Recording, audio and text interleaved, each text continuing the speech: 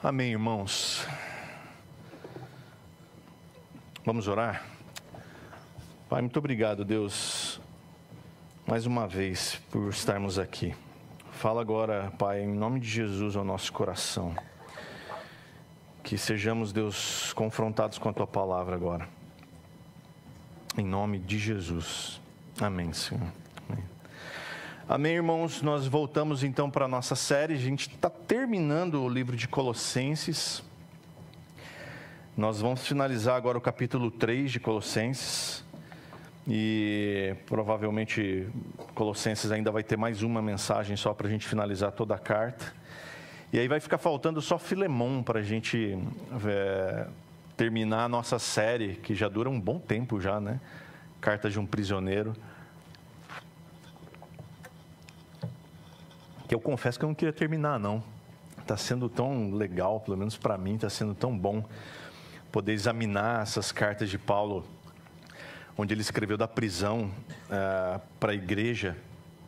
E a gente tem sido confrontado com tantas verdades, com tantas coisas importantes e relevantes para a vida cristã, que, honestamente, eu creio que tem sido muito, muito positivo para a minha vida examinar essas palavras, essas cartas de Paulo da prisão. Então, nós falamos já em Efésios, vimos toda a carta de Paulo aos Efésios, vimos toda a carta de Paulo aos Filipenses e agora estamos terminando a carta de Paulo aos Colossenses. Então, se você quiser já deixar sua Bíblia aberta aí em Colossenses capítulo 3, o texto de estudo hoje vai ser do verso 18 até o primeiro versículo do capítulo 4. É isso que a gente vai estudar hoje. Então, a gente viu até aqui, na carta de Colossenses, os alertas de Paulo para que os irmãos de Colossos, eles ficassem atentos aos falsos ensinos, aos falsos mestres que constantemente assolavam aquela igreja, não é? Então, o alerta de Paulo é simples.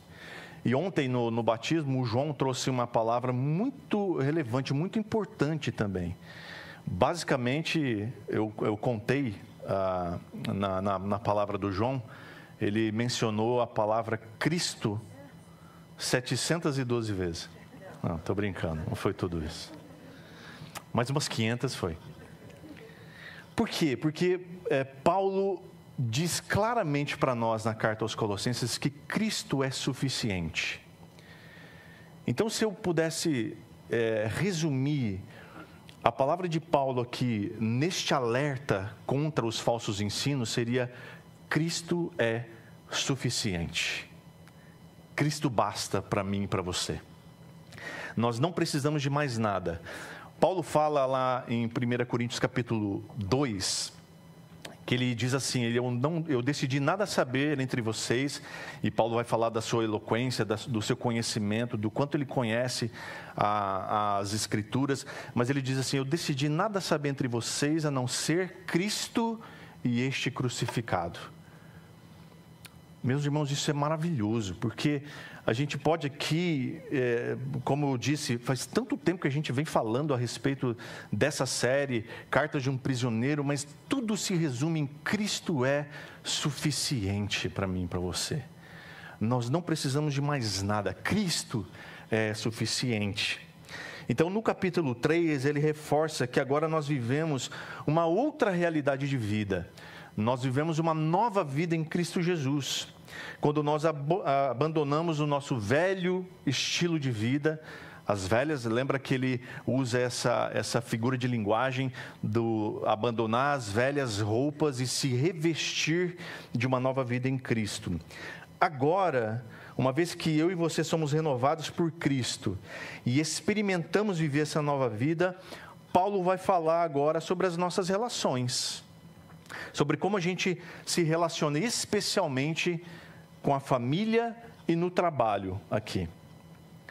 O Wiersbe, ele diz que a fé em Cristo muda não apenas indivíduos, mas também muda a família.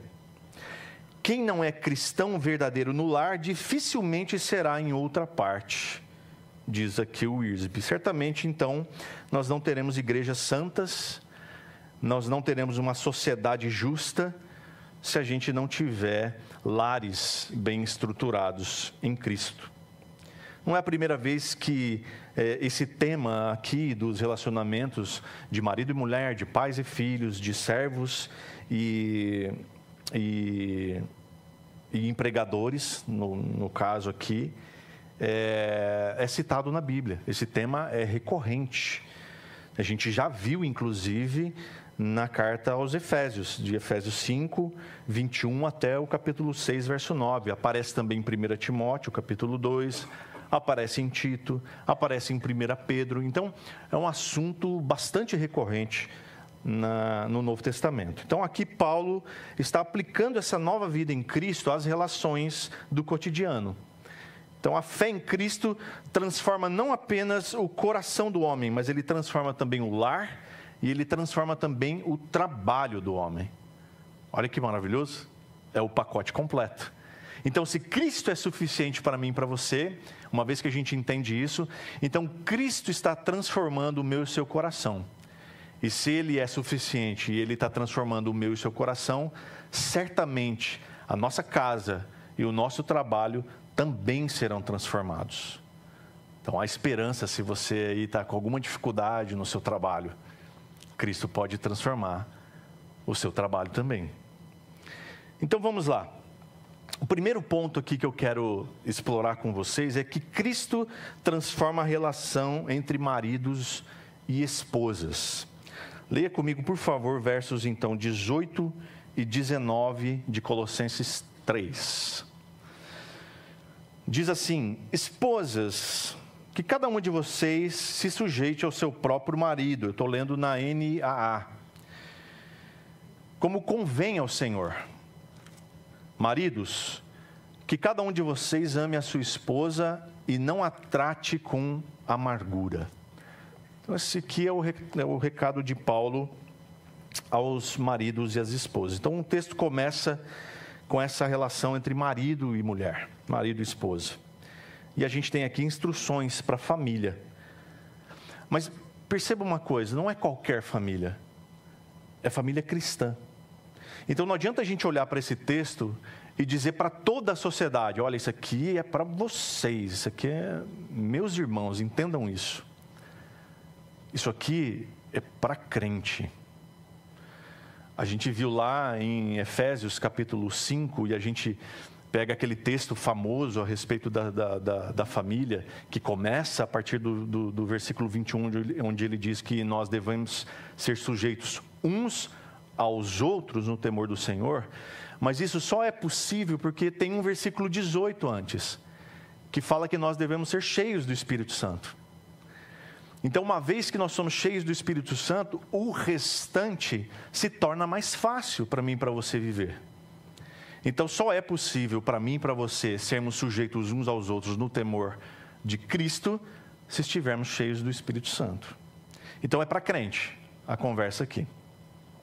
Obviamente, o mundo não entende esses princípios. O mundo vai vir contra esses princípios, obviamente, porque ele acha uma afronta. Estamos entendidos de que isso aqui é para crente? Amém. Então, vamos lá.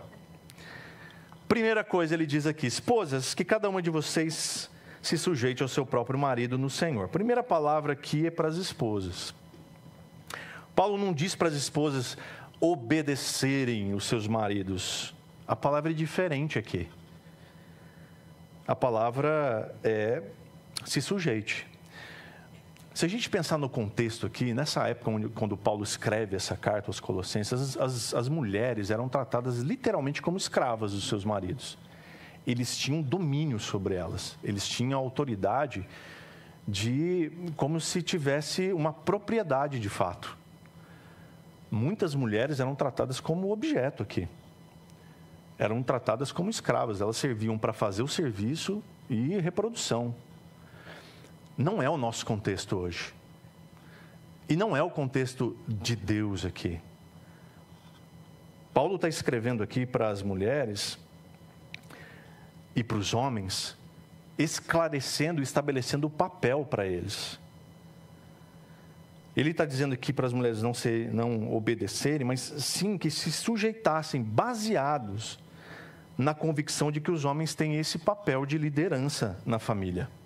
E esse papel de liderança na família é concedido por Deus. A sujeição, então, não é uma questão de inferioridade da mulher, visto que todos os cristãos precisam se sujeitar uns aos outros, como eu disse, e como Paulo disse lá em Efésios 5:21. Todo homem e toda mulher são um em Cristo. A sujeição, então, não é uma questão de valor pessoal, mas de função aqui. E de função na estrutura familiar que está sendo estabelecida. Mas não se pode confundir aqui sujeição com escravidão e nem subjugação, se é que existe essa palavra. O homem não pode subjugar a mulher por ela ser mulher. A sujeição, outra coisa muito importante, é ao próprio marido. Então, o sexo feminino não é sujeito ao sexo masculino. Isso precisa ficar muito claro aqui. O sexo feminino não é sujeito ao sexo masculino. A mulher só tem que ser sujeita ao seu próprio marido e mais ninguém. A mulher não tem que ser sujeita a nenhum outro homem, além do seu marido. Então, isso precisa ficar muito claro. Porque, infelizmente, a gente vive desde eras muito antigas uma cultura onde o machismo é muito forte de verdade, em que a mulher precisa ser inferior ao homem. E aí a gente entra numa questão aqui social muito forte, porque a gente sabe que em muitos casos, profissionalmente, a mulher que ocupa a mesma função que o homem recebe menos, é ou não é? Isso a gente sabe. Então, a palavra de Deus vai contra isso. E a gente vai ver mais tarde aqui que ele trata aqui, e a palavra de Deus ela é clara nessas coisas, que marido e mulher, escravo e senhor, são todos um só. Tem o mesmo valor. E Deus não faz, de forma alguma, acepção de pessoas. Então, a sujeição da mulher é ao próprio marido. A sujeição da esposa, então, ao marido, ela tem pelo menos 3 coisas que eu quero observar aqui. A primeira delas, a sujeição da esposa ao marido é determinada por Deus. A mulher deve ser sujeita ao seu próprio marido, como a igreja está sujeita a Cristo. Paulo vai fazer essa comparação também, lá em 1 Coríntios capítulo 7. Segundo, a sujeição da esposa ao marido é uma atitude espiritual. Lembra que eu falei que é coisa de crentes aqui? A sujeição da esposa, então, é uma atitude espiritual. Porque a esposa ela deve ser sujeita ao seu próprio marido como convém ao Senhor. E é interessante essa expressão que Paulo usa aqui, como convém ao Senhor, no Senhor, ou pelo Senhor, 7 vezes aqui nesse texto que a gente vai ler. Porque ele está fundamentando aqui as suas instruções no Senhor. Ele destaca aqui a importância de se avaliar tudo, absolutamente tudo, à luz de Cristo e dos seus ensinamentos. A sujeição é, portanto, aqui baseada em Cristo. Por que Cristo se sujeitou? Cristo, mesmo sendo Deus, não se importou em ser igual a Deus e se humilhou e se sujeitou e se fez forma de servo. Então, não está baseada aqui nessa cultura de machismo, nessa cultura opressiva que se vive há séculos, mas está baseada em Cristo. E terceiro, a sujeição da esposa ao marido não é absoluta. A mulher, ela deve ser sujeita ao marido até o ponto em que ela não seja forçada a contrariar ou a transgredir a palavra de Deus. Então, a sujeição a Cristo está acima da sua sujeição ao marido. Cristo em primeiro lugar e sua palavra. Então, se o seu marido, esposas, se o seu marido te obriga, te força a fazer algo contrário à palavra de Deus, não obedeça, não se sujeite, porque a palavra de Deus é maior. A submissão ou a sujeição a Cristo em primeiro lugar. Agora vem a palavra aos maridos. Maridos, que cada um de vocês ame a sua esposa e não a trate com amargura. Se a mulher deve ser sujeita ao marido, como a igreja é sujeita a Cristo, o marido deve amar a esposa como Cristo amou a igreja. Esse é o papel do homem. Esse é o papel do marido. O padrão desse amor, e esse amor aqui é o amor ágape, está claro lá em Efésios 5:25. Diz lá, como Cristo, você precisa amar a sua esposa como Cristo amou a igreja e se entregou por ela. O amor do marido à esposa é um claro mandamento de Deus. Maridos, ame a sua esposa. O marido deve amar a esposa como Cristo amou a igreja. Ou seja, com um amor que é perseverante, com um amor que é santificador, com um amor que é cuidadoso, com um amor que é romântico e com um amor que é sacrificial. Pegou, né? Maridos, pegaram aí? Anotaram? Vou repetir então para você. Olha só o amor que você precisa amar a sua esposa. Perseverante. É um amor que não desiste. É um amor santificador. É seu papel ministrar a sua esposa. É um amor cuidadoso. É seu papel, dever, cuidar da sua esposa. É um amor romântico. É seu papel demonstrar o seu amor por ela. E é sacrificial. Ela em primeiro lugar. O amor do marido, ele deve ser como o amor descrito lá em 1 Coríntios, capítulo 13, versos 4 e 8. Lembra, né? Porque é como o amor de Cristo pela igreja. É um amor, então, que ele é paciente, é benigno, livre de ciúmes, verdadeiro, que não envaidece, não é orgulhoso, não é inconveniente, não busca os seus próprios interesses, não se irrita, não se ressente do mal, não se alegra com injustiça, mas se alegra com a verdade.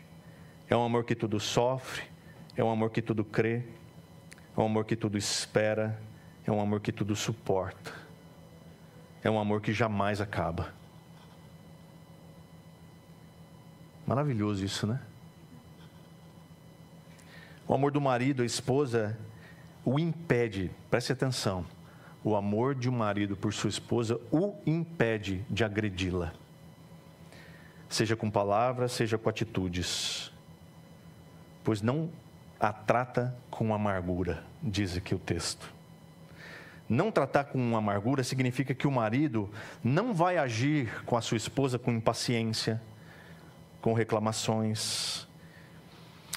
E impaciência e reclamações certamente criam tensões no relacionamento.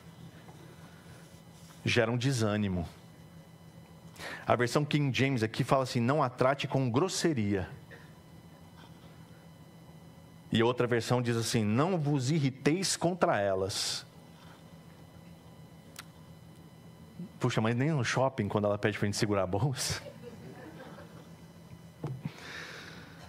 Nem quando ela entra naquelas lojinhas de cosméticos e a gente tem que ficar ali com a cestinha na mão, esperando ela escolher aquela corzinha do batom, do esmalte.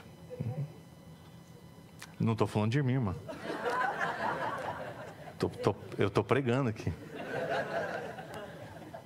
Estou falando para nós.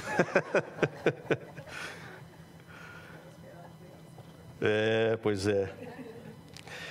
O amor do marido, meus irmãos, deve ser visível, não somente em momentos especiais, ou em postagens, mas em todo instante. Desde a intimidade, desde quando ninguém está vendo,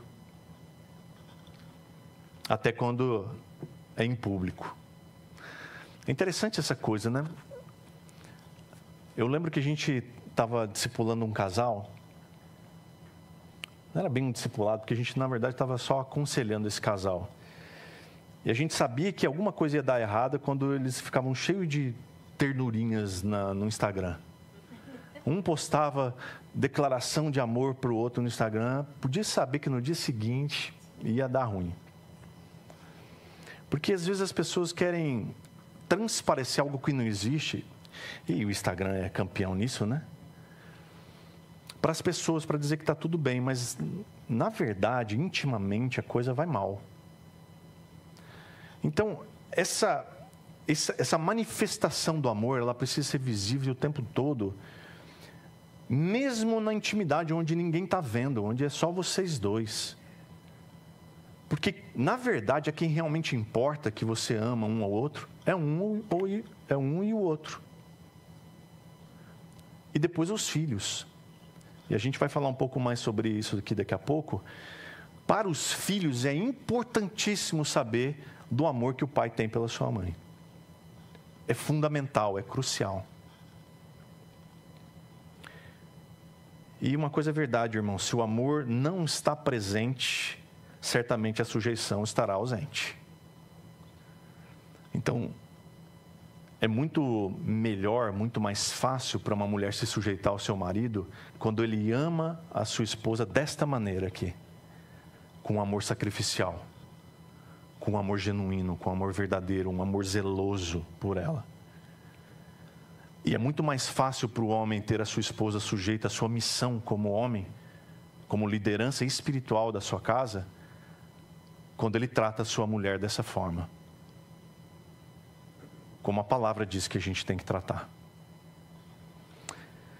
Para que Cristo transforme a relação entre maridos e esposas, ambos precisam estar dispostos a ouvir e obedecer o que ele diz.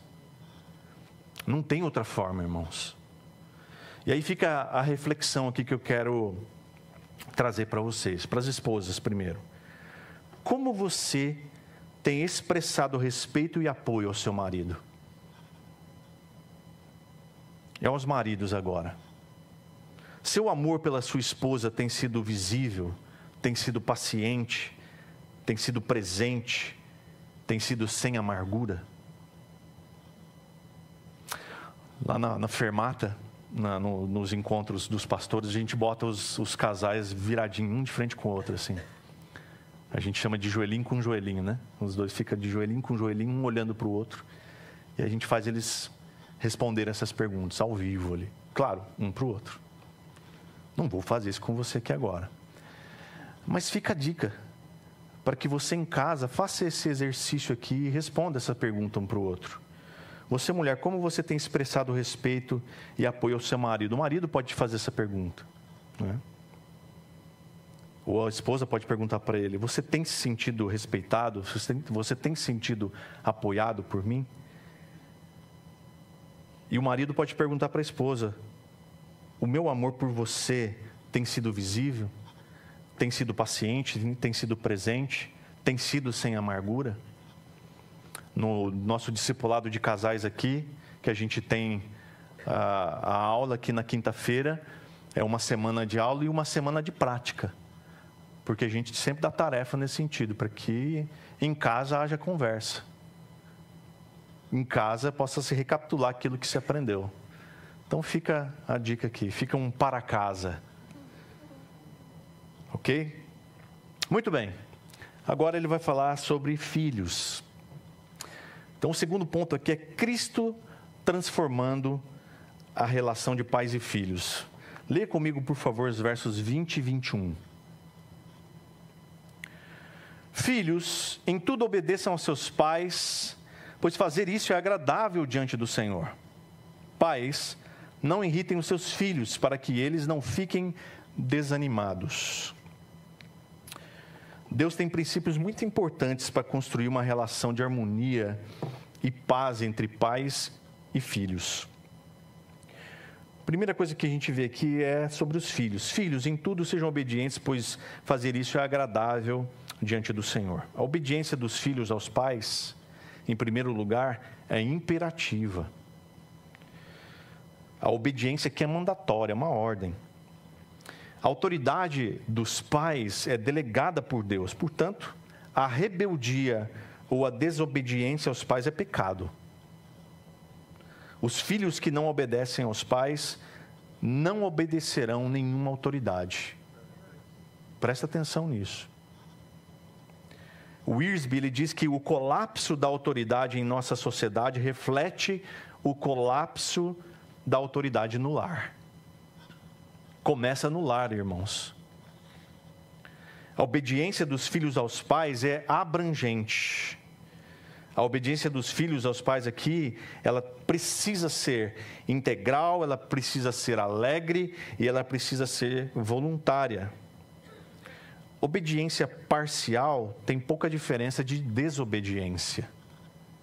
Quem nunca falou para o seu filho assim, faz tal coisa, e aí ele não faz. Faz tal coisa, ele não faz. Faz tal coisa, ele não faz. Horas depois, ele vai lá e faz, aí você briga com ele e fala assim, mas eu fiz.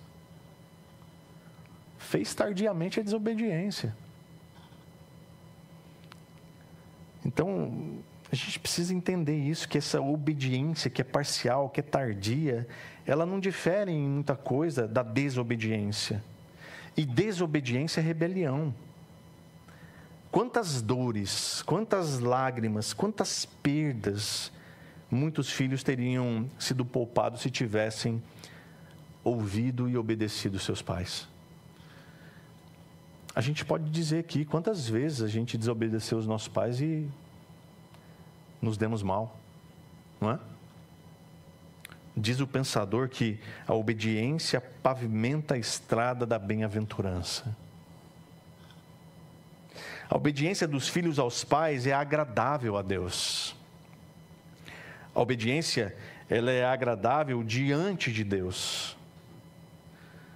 Tanto é agradável que Deus estabeleceu recompensa para essa obediência.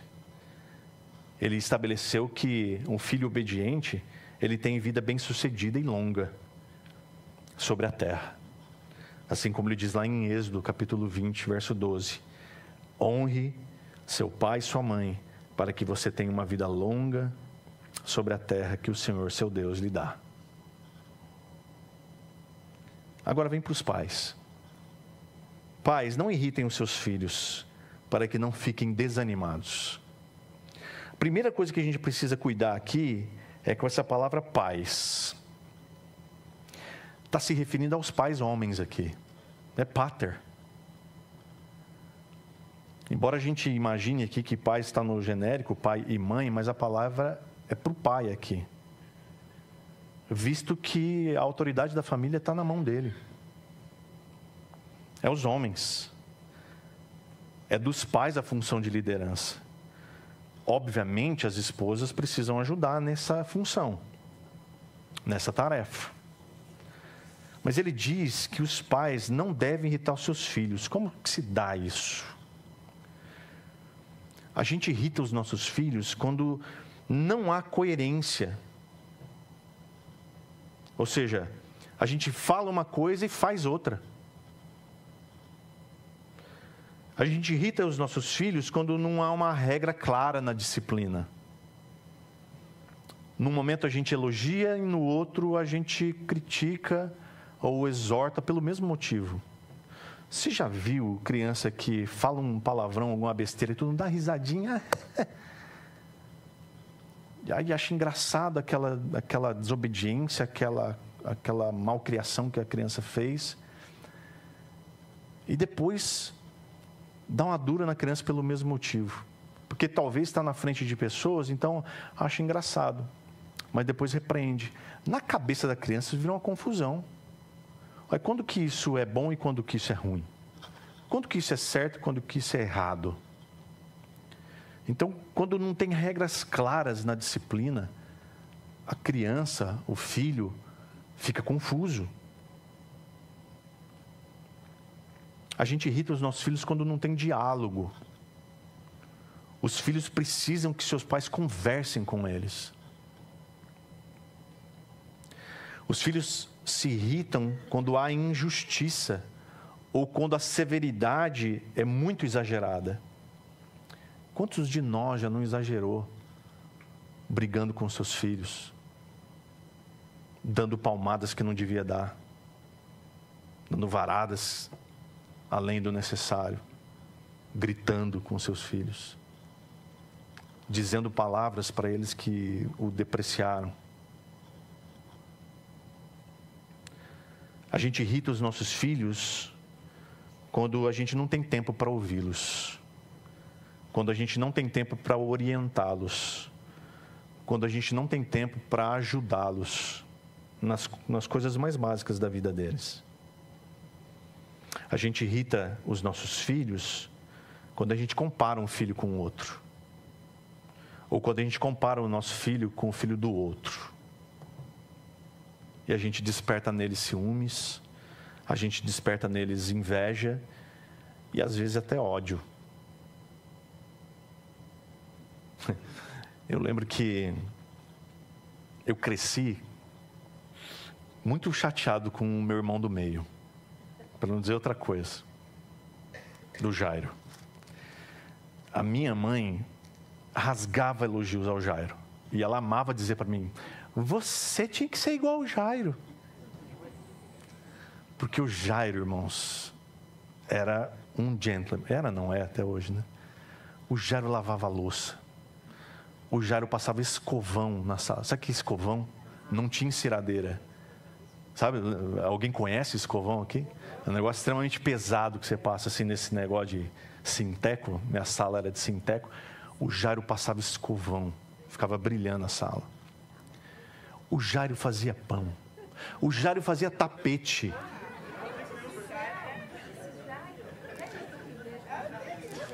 Entende? Entende o meu sentimento?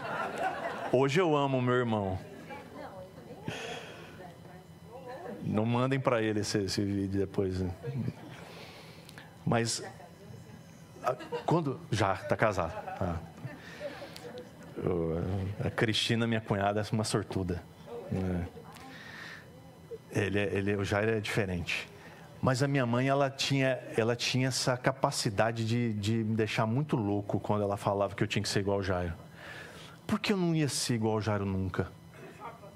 Não dava.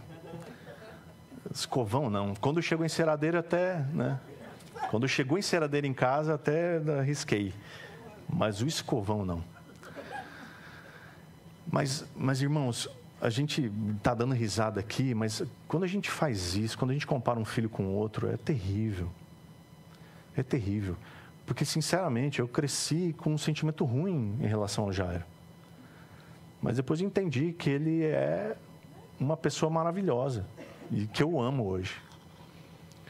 Mas cuidado com a comparação. Às vezes a gente compara os nossos filhos com os filhos dos outros, mas a gente não sabe o que acontece lá. A gente não sabe como é a cultura dessa família. A gravidade de irritar os filhos é que com isso a gente peca contra Deus, irmãos. Porque se a gente desobedece aos princípios estabelecidos por Ele. O Wiersbe, ele diz que os pais que não conseguem disciplinar a si mesmos não são capazes de disciplinar os filhos. Só quando os pais se sujeitam um ao outro e ao Senhor é que podem exercer a autoridade espiritual e física apropriada e equilibrada sobre os seus filhos. Então aqui, irmãos, se eu e você queremos ser pais melhores, o que a gente precisa ser melhor? Servo de Cristo. Homens e mulheres que amam a Cristo mais do que tudo. A gente precisa amar a nossa esposa como Cristo amou a igreja. Esposas precisam se sujeitar ao seu marido como a igreja se sujeita a Cristo. E quando isso acontece, irmãos, com toda certeza os filhos vão crescer num ambiente, num lar seguro, sólido. Não tenha dúvidas disso. O resultado da irritação é que filhos irritados são desanimados. E filhos desanimados ficam expostos às ações de Satanás. É grave ou não é? Desanimado aqui também pode ser traduzido, olha isso, por quebrados de espírito.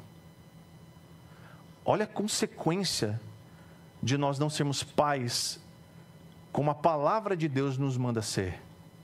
A gente pode quebrar os nossos filhos espiritualmente. Há filhos desanimados que pensam assim: não importa o que eu faça, nunca eu vou conseguir agradar os meus pais. Não permita, irmãos, que a sua relação com seus filhos seja assim. E se tem sido assim, dá tempo. Sempre dá tempo. Porque a gente está falando aqui que Cristo transforma, graças a Deus. Não está nas nossas mãos, mas em Cristo. Então o que a gente precisa para que a nossa relação com os nossos filhos seja transformada? Nos render a Cristo. Nos render a Ele. Começa hoje, começa agora. Dá tempo, irmãos, dá tempo. Meu filho é adulto, dá tempo. Mas meu filho está longe do Senhor, dá tempo. Se renda a Cristo. Ande com Ele. Ame a sua esposa. Respeite o seu marido. Você vai ver como Cristo vai transformar a sua vida e a sua casa. Então, para que Cristo transforme o relacionamento entre pais e filhos, é necessário uma busca.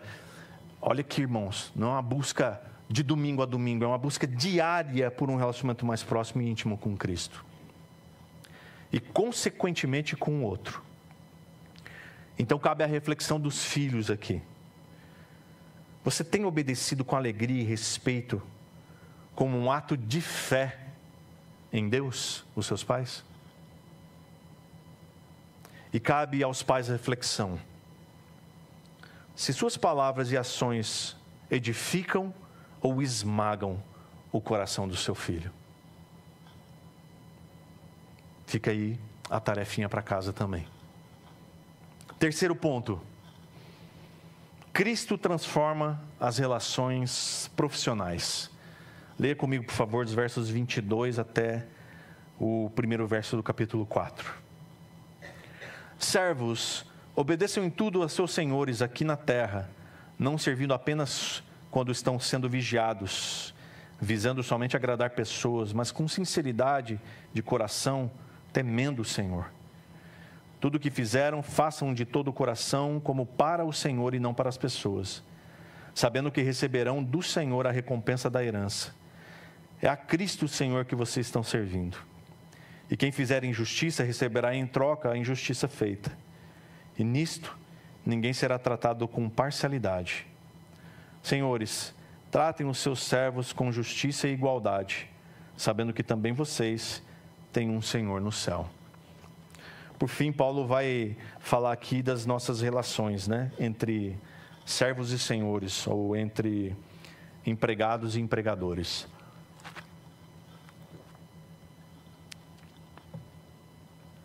A igreja, você sabe, nasceu numa época em que a escravidão fazia parte da sociedade. Mas Paulo, de uma forma revolucionária aqui, ele trata dessa relação de uma forma igualitária. Não poderia ser diferente, porque Deus não faz distinção entre servo e senhor. Todos são um só diante do Senhor. Então, para a gente aplicar melhor a nossa realidade aqui, a gente precisa considerar essa relação como profissional. Ou seja, entre empregados e empregadores. Assim, Paulo vai listar para nós aqui princípios fundamentais dessa relação. Então, ele começa dizendo para o servo ou para o empregado: a obediência dos servos ou dos empregados aos seus senhores, empregadores. Essa obediência é um preceito divino para começar. A palavra de Deus, ela estabelece a ordem às estruturas sociais. Então, essa obediência aqui, ela deve ser integral e ela deve ser ampla. A ordem aqui é: obedeçam em tudo. É o mesmo princípio que a gente viu lá das mulheres. É claro que, se algo for contrário à palavra de Deus, aos princípios de Deus, você precisa sair de lá. Você não pode submeter a um chefe, a um patrão, a uma empresa que te obriga a fazer coisas contrárias à palavra de Deus. Se o teu chefe, quando ligarem para ele, pedir para você mentir dizendo que ele não está, você não pode fazer. O empregado, ele deve ser íntegro.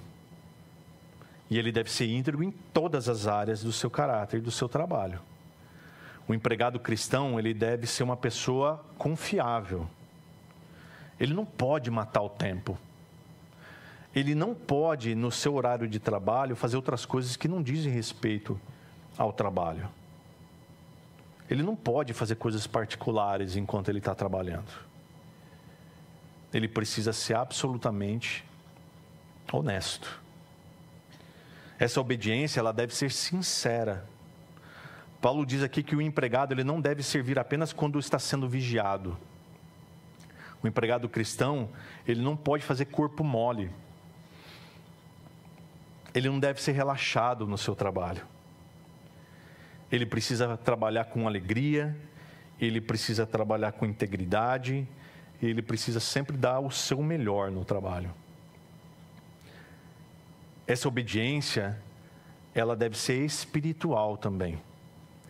Está escrito aqui que tudo o que o empregado fizer, faça de todo o coração, como para quem? Para o Senhor, e não para pessoas. Então, o seu trabalho é culto.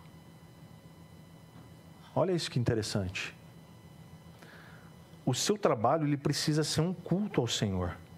Ele deve ser uma liturgia de adoração a Deus. Todo o trabalho é digno se a gente fizer de forma honesta, e todo o trabalho é espiritual se a gente fizer para o Senhor. Muda de figura as coisas, não é? Ontem eu estava conversando com um jovem que estava dizendo: estou com dificuldade no meu trabalho, um povo terrível. Falei: glória a Deus, porque Deus te colocou ali para você ser luz.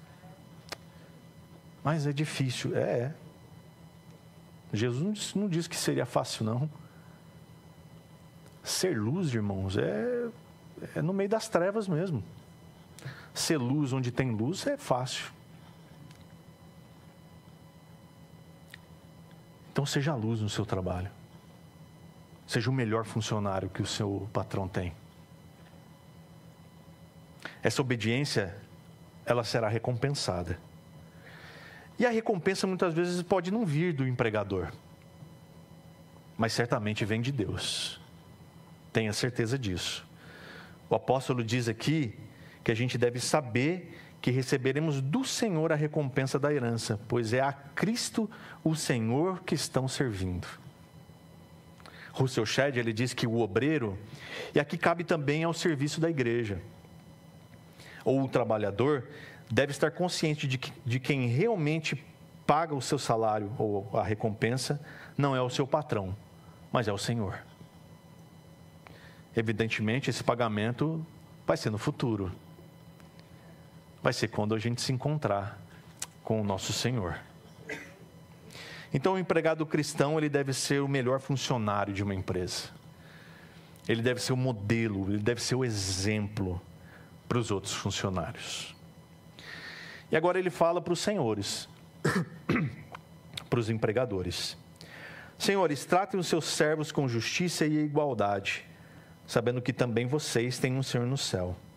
Então, agora o assunto é com os empregadores. Primeira observação: empregadores devem tratar com justiça e igualdade os seus funcionários. Não pode haver exploração na empresa de um crente, de um empresário cristão. O salário deve ser justo. E salário justo aqui nem sempre é o que a lei manda pagar. Mas a lei manda pagar salário mínimo, então paga o salário mínimo, é justo. Seu funcionário merece mais, por que você não paga mais? Se a função que ele faz é uma função que exige muito dele, por que não honrá-lo por isso? Afinal de contas, você acha justo o que a lei manda pagar? O empregador que trata com justiça e igualdade, ele não ameaça os seus funcionários. Olha, se você não fizer isso, vou te mandar embora, hein? Ou aquela clássica, né? Se você não fizer isso aí, tem quem faça. Tá cheio de gente aí precisando de trabalho. E aí o empregado vive com aquela tensão, aquele medo de ser demitido. Esses dias eu estava conversando com uma pessoa que ela chamou o funcionário para conversar e ela ia dar um aumento para esse funcionário. E só o fato dela chamar essa pessoa para conversar, a pessoa veio morrendo de medo de ter feito alguma coisa errada e de ser demitida. E quando ela disse que ia ser um aumento, ela, puxa, que alívio. Olha só o nível de tensão que vivem as pessoas. Ela espera tudo, menos o aumento. Porque, infelizmente, a maioria esmagadora dos empresários das empresas, obviamente que não são cristãos, as notícias são sempre ruins, né? Quando chama para conversar. Eu tinha um gerente que ele era muito severo, mas uma coisa eu aprendi com ele. Quando era para dar uma bronca, quando era para repreender em alguma coisa, ele chamava no particular, lá na sala dele. Mas quando era para elogiar, ele fazia em público. E ele fazia muito bem. E eu admirei aquele homem. Aquele homem foi gerente de uma empresa aqui em Londrina, no ramo de ordenhadeira mecânica. Eu trabalhei com ordenhadeira mecânica há muito tempo. E esse homem hoje, ele é diretor dessa rede de empresas das Américas. Ele comanda uma rede de empresas das Américas. Não é por acaso, né? Eu acho que nem cristão ele é. Então, o empregador que trata com justiça, com igualdade, ele não ameaça os seus funcionários. O empregador, ele deve saber que, tratando o empregado com justiça, com injustiça, com desigualdade, ele contribui, olha, presta atenção nisso, ele contribui para transtornos sociais sérios. É o que eu acabei de falar aqui. Ele contribui para que pessoas como essa moça, que foi chamada para receber um aumento, vá tensa, preocupada de ser mandada embora. E se ela for mandada embora, vai faltar o sustento na casa dela. Sabe lá quanto tempo ela vai ficar desempregada. Quantas empresas você sabe, que você conhece, que lucram muito, mas muito dinheiro, mas pagam o seu funcionário aquilo que a lei manda pagar e pronto. Paga o mínimo. Justiça quer dizer respeitar integralmente os méritos do trabalhador.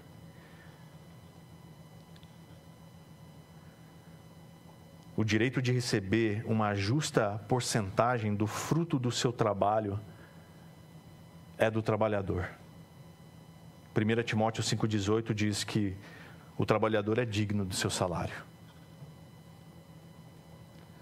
Então, igualdade significa a obrigação de garantia de que todos que fazem a mesma coisa vão receber